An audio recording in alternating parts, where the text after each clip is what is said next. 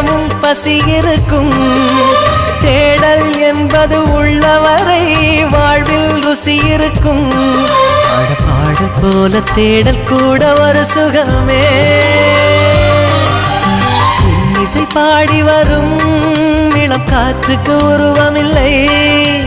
காற்றலை இல்லை என்றால் ஒரு பாட்டொலி கேட்பதில்லை.